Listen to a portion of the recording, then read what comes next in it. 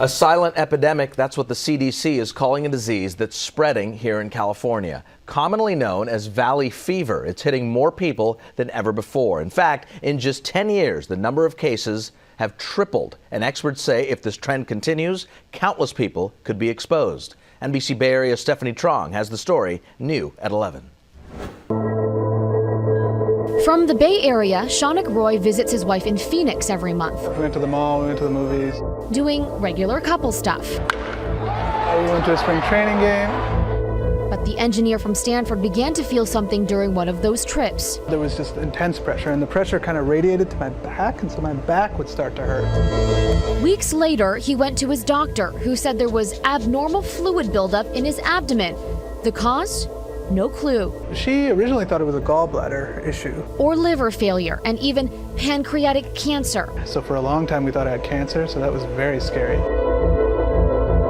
I would have had 4 to 6 months.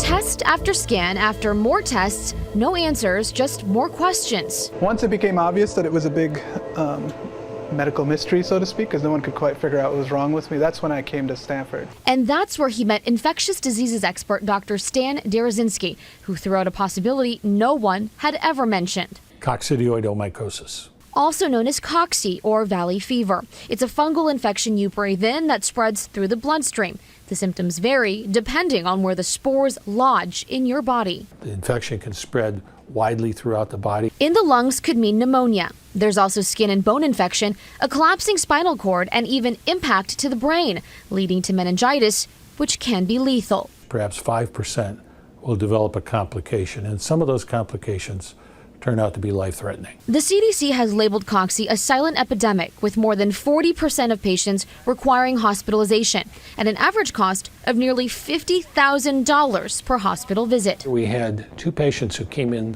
almost simultaneously, each of whom spent over 250 days in the hospital. Cocci has also forced the move of 2,600 inmates from 2 prisons after the illness killed more than 36 inmates at the Pleasant Valley and Avenel state prisons, which are just 10 miles apart. Half of the estimated 150,000 cases in the U.S. each year don't present symptoms, but that doesn't mean there's no impact to the person who contracts it.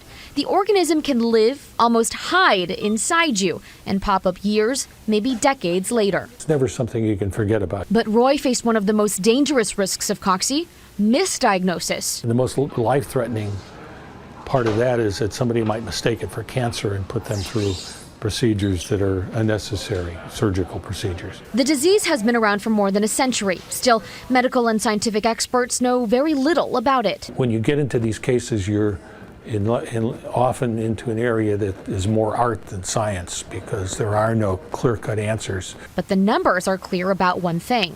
More recently, a dramatic increase in numbers of cases. In California, according to the Public Health Department, there were nearly 1,500 reported cases in 2001 at a rate of 4.3.